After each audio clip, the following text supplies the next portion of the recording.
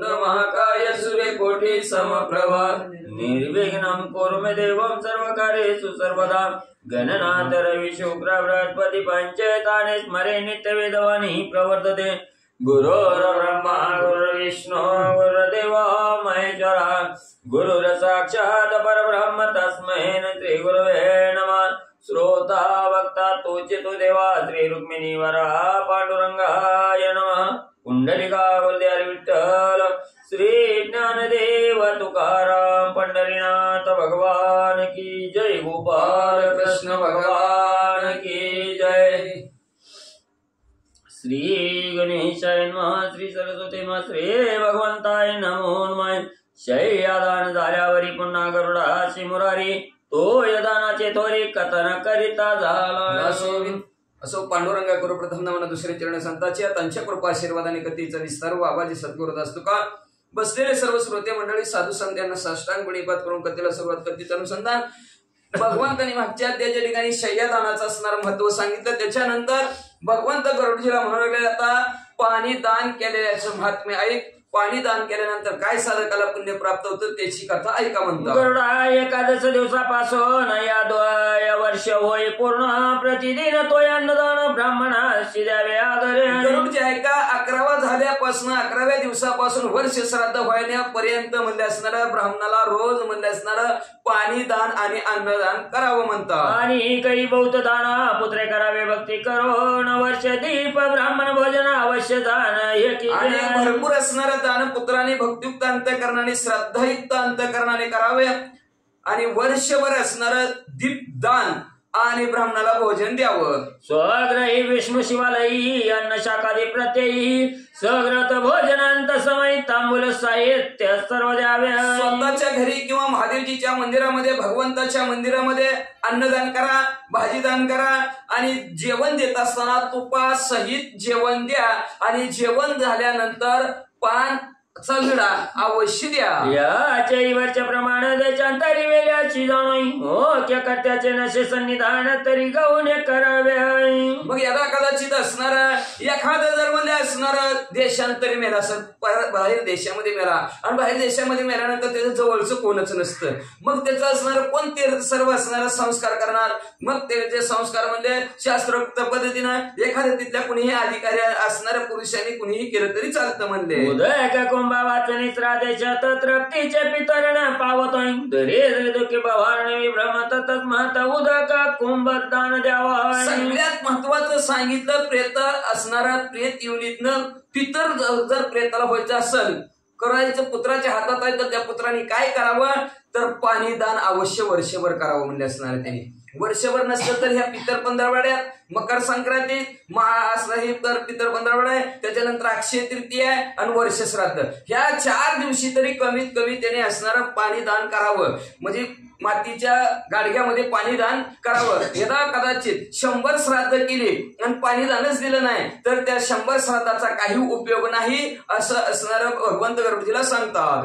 त्याची नित्य शक्ती नसे जरी तरी पिंडी समयावी तरी द्यावा एक कुंभ पूर्ण नेरी नित्य पिंड विधी मुक्रत कृतोय। मग आता असणारा कर्त्या माणूस आहे त्याला सांगितलं रोज द्यावं लागतं पण रोज जमत नाही म्हणजे असणार मग असणारा त्या कमीत कमी पिंडदानाच्या दिवशी तरी पाण्याने भरलेला गाडगं असणारं दान करावं। पाण्याने भरलेलं असणारं ती गाडगं दान करावं तरच असणारा पिंडीचा विधी परिपूर्ण होतो म्हणतात। आता दानाचे प्रथक मैमान ऐकेता अक्षऱ्याचा वदान सणाच्या प्रदाने करून चुके बैसहन प्रेत जेवी। आता म्हणजे असणारं वेगवेगळं दान आहे वेगवेगळ्या दानाचं वेगवेगळं महिमान आहे म्हणजे असणार तुम्ही म्हणजे असणारा गरुडची लक्ष देऊन ऐका।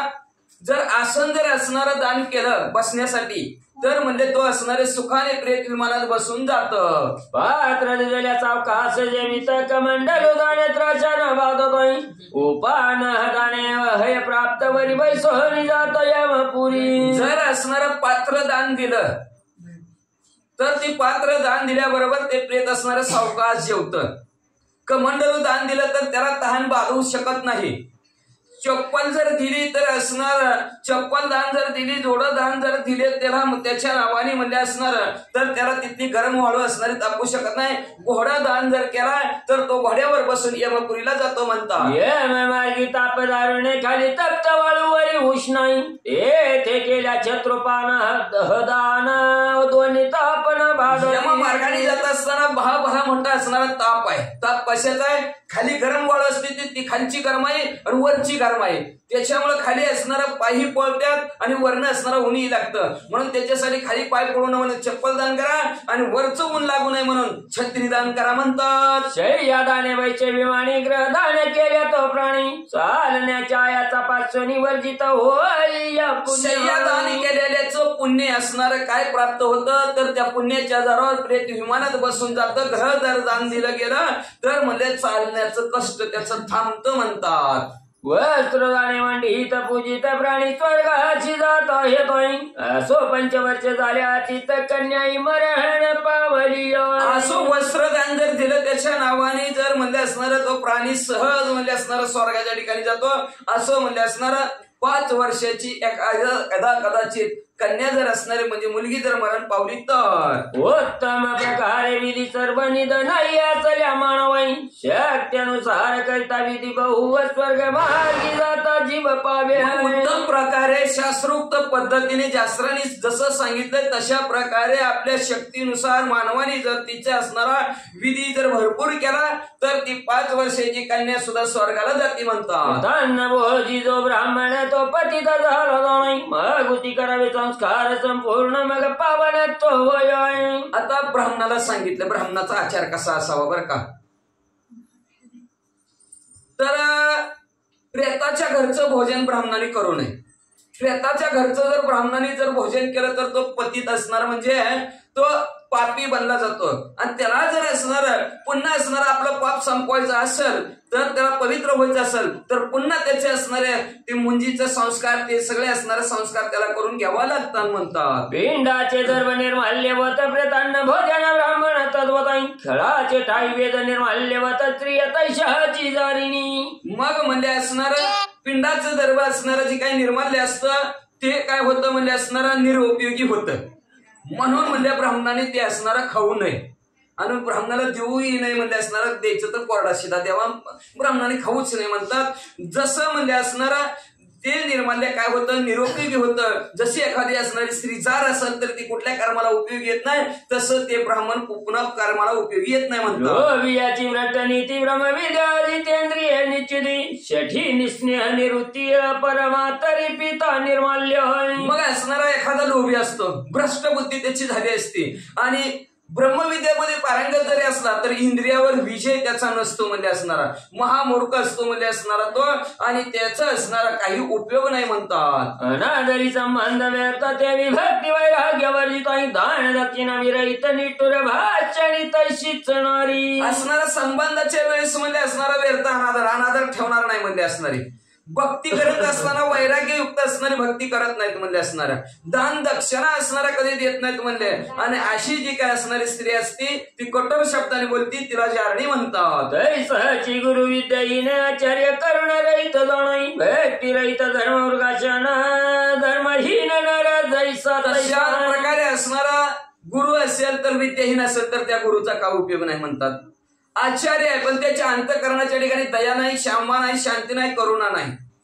पण धर्म असणारा भक्ती करत आहे पण धर्माने नीतीने न्यायानेच करत नाही का तर भक्तीने धरलेल्या हाती मागे ज्ञान वैराग्य येते पण म्हणजे असणारा तो भक्तीत असणारा धर्माला शास्त्राला धरून करत नाही तर तो धर्महीन असावा.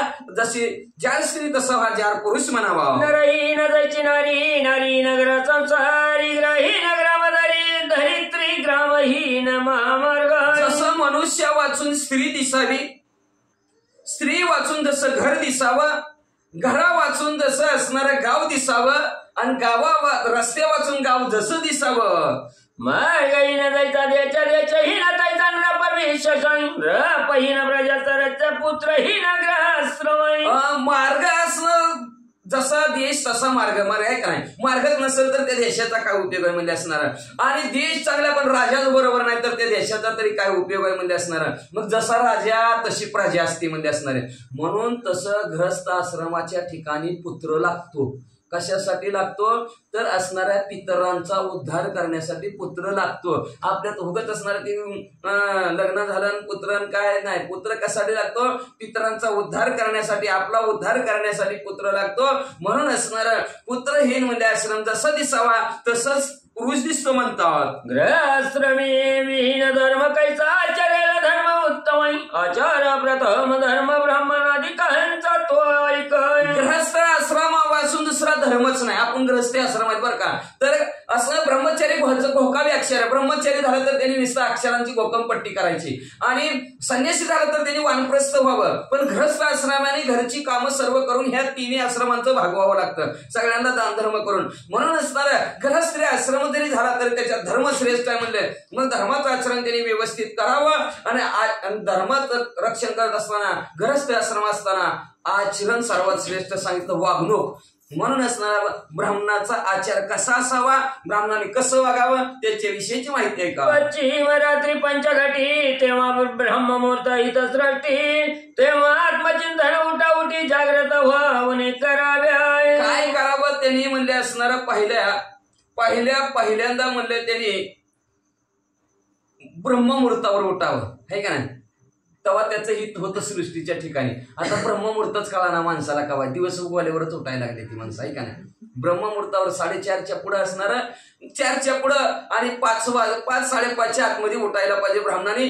त्याच्यानंतर त्यांनी काय करावं परमात्म्याचं चिंतन करावं. जाग झाल्यानंतर भगवंताचं चिंतन करावं. चिंतन केल्यानंतर स्तोत्र पाठादी करुणी तृण पेंडी उदक मृत्तिका घेऊनी यज्ञोपवित दक्षिण करणी ठेवून तृणी भूमीवरी घालाव्या. त्याच्यानंतर त्यांनी स्तोत्राचं पठण करावं. गवताची पेंडी पाण्यात असणारी घ्यावी, पाण्यात बुडवून घ्यावी. यज्ञोपवीत असतं त्याच्या गळ्यामध्ये त्यांनी असणाऱ्या डाव्या कानाच्या ठिकाणी ठेवावं आणि असणारं ती गवताची काठी पृथ्वीवर ठेवून रात्र बैसावे दक्षिण मुख दिवसा बैसावे उडळ मुकाई मूत्र पुरीश झाल्याचा मका शिष्ण धरणी उठाव्या. रात्री त्यांनी बसायचं असेल तर उत्तरेकडे तोंड करून बसावं. दिवसा बसायचं असेल तर उत्तरेकडे तोंड करून बसावं. रात्री बसायचं असेल तर दक्षिणेकडून तोंड करून बसावं म्हणजे असणार. आणि शिवला जरी बाहेर गेलं तर हातपाय धुवूनच आतमध्ये घरात यावं. शिष्ण सान्य स्थानी 5-3 वेळा मृत्तिका लावणी गंधले पक्षाया लागोनी हस्त पायासी सप्तवाराई. मग त्यांनी म्हणजे असणार जर बाहेर गेला तर त्यांनी म्हणजे 5 किंवा 3 वेळा मातीने हातपाय धुवायचं म्हणजे आधी. त्याच्यानंतर असणार गंध अक्षता लावण्यासाठी पुन्हा म्हणजे असणार 7 वेळा हात पाय पाण्याने धुवावं त्यांनी. लावणी स्वच्छ धुवावे आतुरे मार्गाचे अर्थ करावे. स्त्री शूद्र बाळकानी स्वभाव चतुर्थांश बोलिलाई. मग म्हणजे त्यांनी म्हणजे मग अशा प्रकारचं असणार स्वच्छ धुवून घ्यावं. याचा कदाचित प्रवासी असला, मार्गाला झाला, आंधळ असला, शूद्र स्त्री असली, बाळ असलं स्वभाव तर त्यांनी 4 वेळा केलं तरी चालतं म्हणतात. आचमन करून निरंत धावण केल्यावर मग व्रत स्नान स्वाधिकारी मंत्र करून नक्षत्र करावे. मग त्यांनी म्हणले मग असणार आचमन करावं. त्याच्यानंतर दात घासावे. दात घासल्यावर असणारे सकाळचं आंघोळ करावे. आंघोळ केल्यानंतर म्हणजे शास्त्रोक्त अधिकाराप्रमाणे मंत्र ज्या त्या नक्षत्रावर जो तो मंत्र असतो तो मंत्र म्हणावा. सूर्योदय कर्मी स्वदय कार्य जप करावा. परमदेवता अर्चने स्वधर्माचे अध्ययन उत्तम योगक्षेम अर्थ उद्यम. देवाचं असणारं कर्म करायचं, त्याला असणारं शास्त्रोक्त अधिकाराप्रमाणे म्हणजे असणारं सूर्याला अर्घ्य द्यावं, जप करावा, देवताची पूजा करावी. मग स्वधर्माने जे काय वेदाचं पठण सांगितलं ते वेदाचं पठण करावं आणि त्याच्यानंतर ब्राह्मणाने करावा स्वकुल धर्मानुसार अन्य राठी केल्यावर भय प्राप्तता निरंतर होता शविनतात्मजा. स्वकुळात आपल्या धर्मानुसार त्यांनी म्हणजे असणारं राहावं, व्यवस्थित राहावं. यदा कदाचित जर असणार जर त्यांनी जशी त्याची वागणूक नसेल, भीतीपोटी त्यांनी जर काही केलं नाही तर परत त्याला काय करावं लागतं ऐका. आल्यावरी दिन मग करावे माझ्या स्नान याची मुख्य काल लक्षण प्राकपश्चिम तो गौन. मग त्यांनी काय करावं पहिली आणि दुसरी आंघोळ गहू नाही, त्याची काही उपयोग नाही.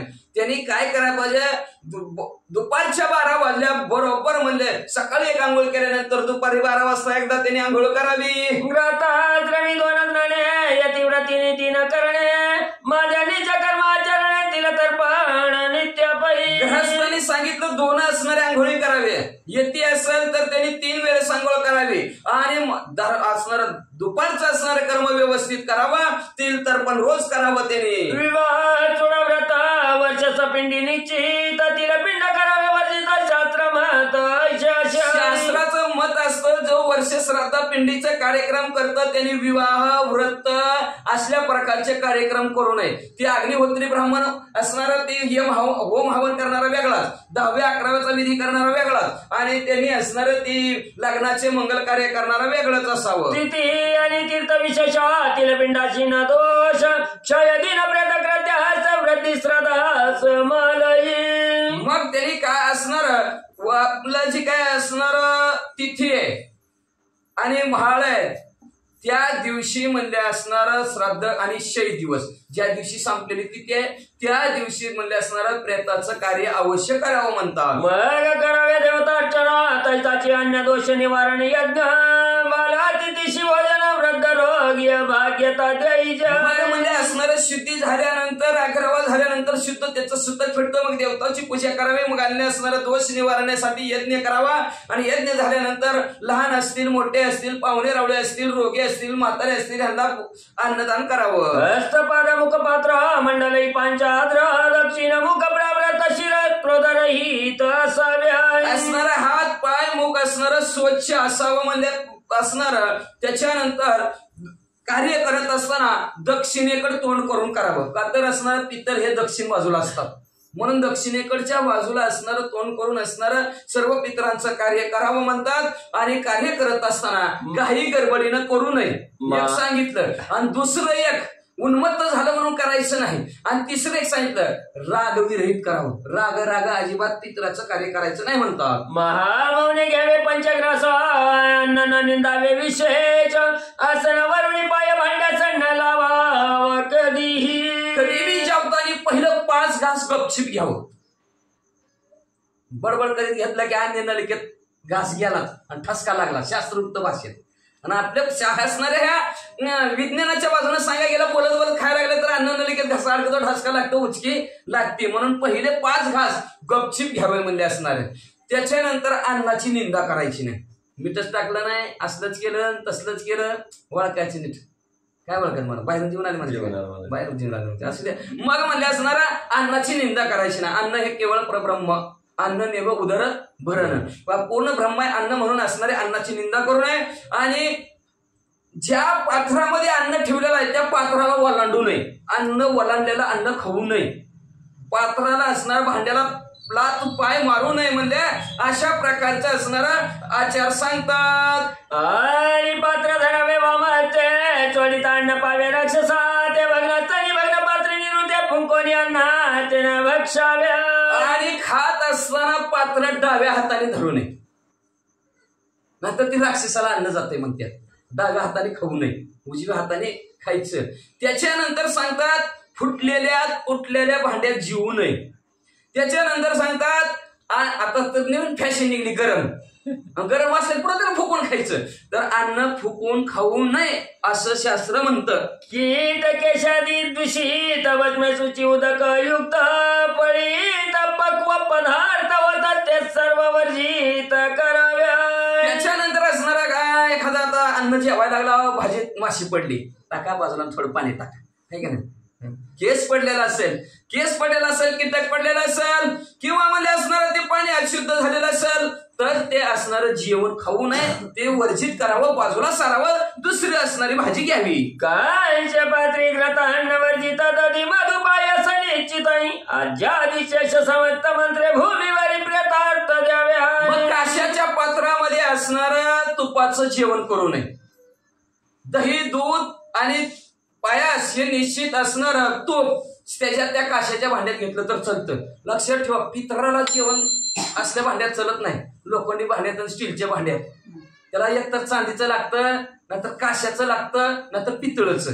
नाहीच काय मिळलं तर आपलं पान केळीचं पान किंवा वडाच्या झाडाची पानं लय आता बदल झाला तर आपलं ते ह्याच्यात कागदाचं आली ती प्लेट पात्रावाळी त्याच्यामध्ये लोखंडाच्या स्टीलच्या भांड्यात पितराला जेवण चलत नाही, अजिबात नाही. म्हणून असणारं त्याच्यानंतर दही, दूध, मध, पायास, खीर, तूप असणारा द्यावं म्हणतात आणि मंत्र म्हणून भूमीवर प्रेतासाठी सोडावं. राव राव पोयणार कामाजी पद्मार भूत चंक्याची राहणार जीवेची अक्षय हे त्याशी प्राप्त गपचीप असणार म्हणायचं ना. जेवायला दिल्यानंतर असणार आमचं असणार कुणीही पितर त्याच्या नावात उत्तर घ्यायचा आणि ते पितरांची हित असतील तिथं असतील अर्बुद असणाऱ्या संख्यामध्ये सहज ते राखते. तर कुठं रवरव नावच्या नरकात जरी राहत असेल तर त्यांना असणारं हे आमचं अन्न पोचावं, त्यांनी तिथं खाऊन ह्या पुण्याच्या जोरावर त्यांना सद्गती प्राप्त व्हावी असं म्हणून प्रार्थना करून ब्राह्मणाला जेवण द्यायचं. आईच्या मधोनी हात प्रक्षालन की जे जो चूळ प्राशी ब्राह्मण तो देव पितर आणि आपण घातकारी तिघांचे. अशा प्रकारचं असणारा ब्राह्मणानं म्हणून असणारा ब्राह्मण आल्याबरोबर दरवाजात आल्याबरोबर त्याचा हात पाय धुले पाहिजेत.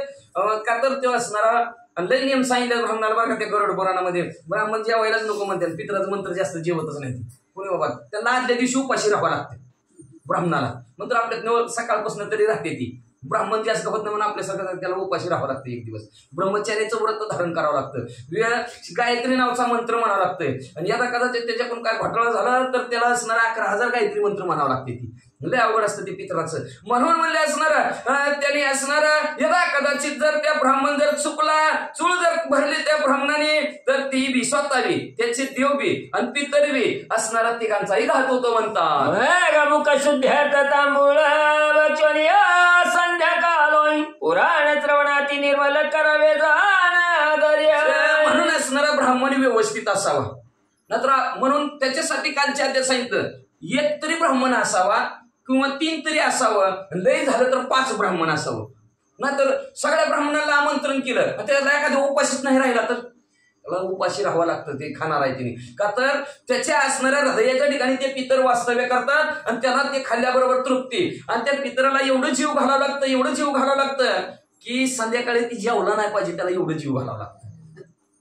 संध्याकाळी जेवला नाही पाहिजे पितर एवढं कच्चून त्याला नंतर 14 पदार्थ असतात ताटात का उगत असते का ती. त्यांनी सगळं खाल्लं तर संध्याकाळी त्याला जेवायची गरज नाही. तेव्हा तृप्त असणारे पितर होतात. म्हणजे म्हणून असणारा त्या असणाऱ्या ब्राह्मणासाठी परत जेवल्यानंतर मुखशुद्धीसाठी पानाचा विडा द्यावा. मग संध्याकाळी म्हणजे भगवंताचं असणार पुराण कीर्तन श्रवण करावं म्हणतात. सायंकाळी देवताच्या इच्छा सल्या स्वल्प असं नाही प्रहर रात्र झाली पूर्ण चिमन करून संध्याकाळी झाली की देवाची पूजा करावी. पूजा झाल्यानंतर म्हणले असणार इच्छा असेल तर त्यांनी थोडंसं जेवावं. आता तिथं जेवाय त्यात कोणी कसं जेवाय घालतं कोणी कसं जेवाय घालतं. तिथं नाही पोट भरलं म्हणजे त्याचं काय करावं त्या ब्राह्मणाने उपाशी झोपावं का. बघ म्हणतात स्वल्प थोडं तरी त्यांनी जेवावं म्हणजे असणार. आणि रात्र झाल्यानंतर परत म्हणजे असणार आचमन पाणी पिऊन झोपावं. उपवास चतुर्थी अष्टमी द्वादशी विषावादिनी स्वाती रेवती समगा नक्षत्री संभोगवर जावा. श्राद्धाच्या पूर्व दिवशी त्यांनी परवाच्या दिवशी त्यांनी उपवास करावा, ब्रह्मचर्याचे व्रत करावं. त्यातल्या त्यात चतुर्थीच्या दिवशी, अष्टमीच्या दिवशी, द्वादशीच्या दिवशी, त्याच्यानंतर स्वाती नक्षत्र आहे, रेवती नक्षत्र आहे, मघा नक्षत्र आहे, ह्या दिवशी त्यांनी संभोग करू नये.